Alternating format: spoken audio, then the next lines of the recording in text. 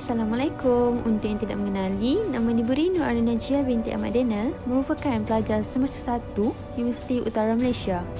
Jadi seperti biasa, hari ini saya akan berkongsikan sedikit ilmu untuk subjek kenegaraan Malaysia. Tajuk utama kita pada hari ini adalah bab 4 iaitu Gerakan Anti Penjajahan Nasionalisme dan akan lebih difokuskan tentang Malay Union. Apakah yang dimaksudkan dengan Malay Union?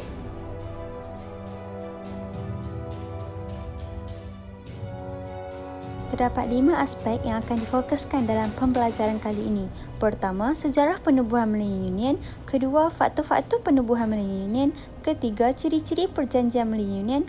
Keempat, reaksi penduduk tempatan terhadap Malay Union dan kesan pelaksanaan Malay Union. Untuk pengetahuan semua, Kerajaan Malay Union telah ditubuhkan pada 1 April 1946 di King's House selepas Perang Dunia Kedua. Pengisytiharan Malay Union ini secara rasminya menggantikan pentadbiran tentera British yang dijalankan di Tanah Melayu sejak September 1945. Siapakah Gubernur pertama Malay Union? Sir Edward Jenner. Namun begitu, penubuhan Malay Union ini telah ditentang hebat oleh orang Melayu kita. Terdapat 8 faktor-faktor tercetusnya penubuhan Malay Union. Pertama sekali, untuk membentuk bangsa Malay Union supaya golongan imigran menumpukan kesetiaan sepenuhnya. Faktor kedua pula, untuk memastikan sumbangan golongan imigran sebagai sumber tenaga kerja dan pelabur tidak akan terjejas. Ketiga, untuk mengawal kuasa politik Melayu yang bekerjasama dengan Jepun. Keempat, bagi mengukuhkan pertahanan British. Kelima, untuk menjimatkan perbelanjaan dengan menggabungkan negeri Selat, negeri Melayu bersekutu dan negeri Melayu tidak bersekutu. Keenam, untuk mewujudkan pentadbiran yang cekap dan seragam.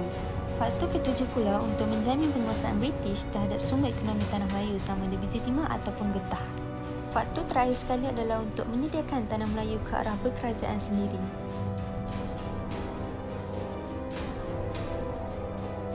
Kalau semua orang nak tahu, terdapat 7 ciri-ciri Malay Union.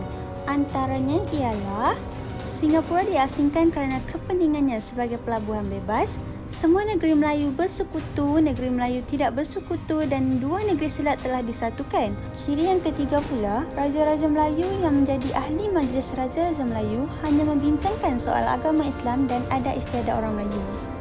Keempat, Malay Union hanya akan diketuai oleh seorang Gubernur British yang telah dilantik oleh Baginda Ratu England.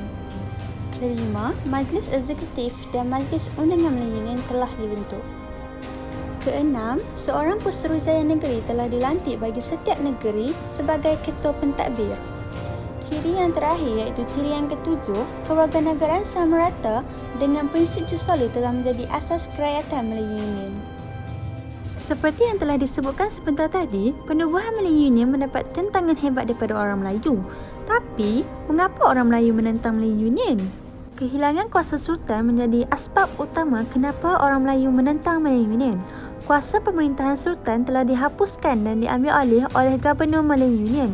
Sultan hanya diberikan kuasa dalam hal ehwal agama dan adat istiadat.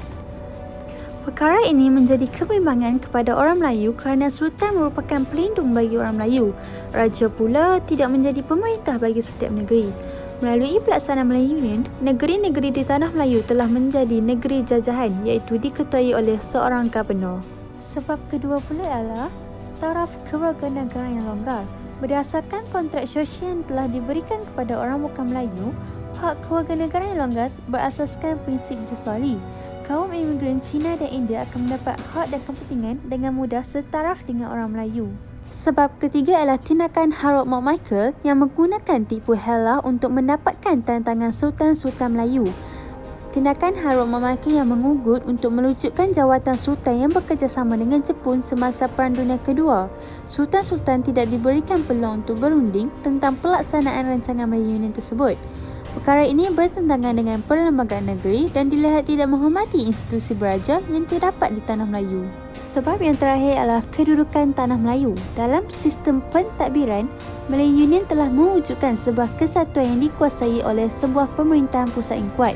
Gubernur British menguasai Malay Union, negeri-negeri Melayu dijadikan satu unit politik, kedudukan Tanah Melayu telah diubah menjadi negeri naungan seperti Tanah Jajahan Mahkota. Parlimen British menjadi pemutus undang-undang Malay Union. Penentangan orang Melayu terhadap penubuhan Melayu Union ada 3 cara. Pertama sekali, penentangan secara individu. Datuk An Jaafar telah menulis surat kepada utusan Melayu untuk menyeru orang Melayu bagi mengadakan kongres dan menubuhkan United Malays Organisation. Raja-Raja Melayu telah membantah Melayu Union. Sultan Johor menghantar surat kepada Setiausaha Tanah Jajahan. Penentangan ini mendapat sokongan bekas pegawai British yang pernah berkhidmat di Tanah Melayu, antaranya Frank Swettenham, R.O. Winstead, Sir Frederick Well dan Sir Cecil Clementi Smith yang menentang cadangan Melayu Union secara terbuka dalam akhbar The Times di London. Penentangan kedua pula penentangan melalui akhbar. Penentangan ini dilakukan dengan cara menyuarakan bantahan melalui Majlis Utusan Melayu dan Warta Negara. Penentangan ketiga ialah penentangan secara kolektif dengan mengadakan demonstrasi secara aman bagi membantah cara Sir Harold Macmichael yang memperoleh tantangan Raja-Raja Melayu dengan cara tipu helah. Kedua, untuk membantah Melayu Union yang telah menghapuskan kedaulatan negeri-negeri Melayu dan kedudukan mereka sebagai negeri. Persatuan Melayu juga ditubuhkan atau dihidupkan semula, antaranya Persatuan Melayu Terengganu dan Persatuan Kebangsaan Melayu Selangor. Keempat, menghantar telegram dan surat bantahan ke pejabat tanah jajahan di London. Kelima, membentuk Kongres Melayu pertama yang diadakan pada 1 Mac hingga 4 Mac 1946 di Kelab Sultan Sulaiman, Kampung Baru, Kuala Lumpur yang dihadiri oleh 41 persatuan. Sultan Selangor iaitu Sultan Hishamuddin Alam Shah telah mendermakan sebanyak RM5,000. Hasil daripada Kongres Melayu pertama, orang Melayu bersetuju untuk menubuhkan UMNO dan pengurusi pertamanya adalah Datuk An Jaafar. Setelah itu, Kongres Melayu kedua pula ditubuhkan dan diadakan pada 30 Mac hingga 31 Mac 1946 bagi membantah pengisytiharan Melayu Union. Hasil daripada Kongres Melayu kedua, Raja-Raja Melayu diminta untuk memulakan majlis perlantikan Sir Edward James sebagai Gubernur. Orang Melayu yang dilantik menganggotai sebarang majlis pentadbiran Melayu Union diminta untuk memulakan pelantikan. Orang Melayu juga dituntut untuk berkabung selama 7 hari dengan melilitkan kain putih pada songkok dan mengadakan rapat umum semasa lawatan L.D. Gemens dan David Rhys-Williams di setiap bandar. Setiap yang berlaku pasti ada kesannya. Kesan umum penubuhan Melayu Union ada 4. Pertama, tertubuhnya Perlembagaan Persekutuan Tanah Melayu 1948. Kedua, lahirnya UMNO. Ketiga, hubungan kaum terpisah oleh faktor ekonomi, tempat tinggal dan sistem pendidikan. Keempat, kedudukan Raja-Raja Melayu dihapuskan oleh British. Semua orang sudah sedia maklum tentang kepentingan Raja-Raja Melayu. Penubuhan Melayu Union turut memberi kesan kepada Raja-Raja Melayu. Antaranya, Raja-Raja Melayu hilang kredibiliti sebagai ketua orang Melayu. Raja-Raja Melayu hanya menjadi ahli majlis Raja-Raja Melayu. Raja-Raja Melayu tiada sebarang kuasa. Raja-Raja Melayu tidak kuasa untuk memungut zakat. Dan terakhir sekali, Raja-Raja Melayu hanya boleh membincangkan soal agama dan adat istiadat orang Melayu.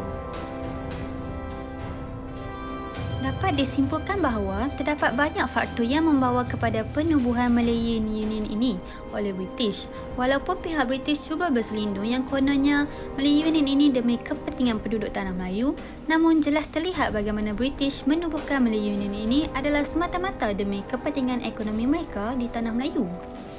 Cara-cara penubuhan Melayu Union ini yang tidak dipersetujui oleh semua peringkat sosial masyarakat Melayu telah membawa kepada banyak penentangan yang akhirnya berjaya menggagalkan Perlembagaan Melayu Union ini daripada terus dilaksanakan sepenuhnya. Bagi menggagalkan pelaksanaan Melayu Union ini, pemimpin-pemimpin Tanah Melayu serta rakyat telah bekerjasama melakukan banyak bentuk penentangan yang rata-ratanya penentangan ini berlaku untuk memastikan Melayu Union ini tidak dilaksanakan. Daripada peristiwa Melayu Union ini, dapat kita lihat bahawa kesan peristiwa Melayu Union ini telah banyak mengubah corak dan mempengaruhi politik, budaya dan sosial Malaysia, khususnya Tanah Melayu. Sekian, itu sajalah ilmu yang dapat saya kongsikan bersama. Terima kasih, semoga kita berjumpa lagi. Assalamualaikum, bye.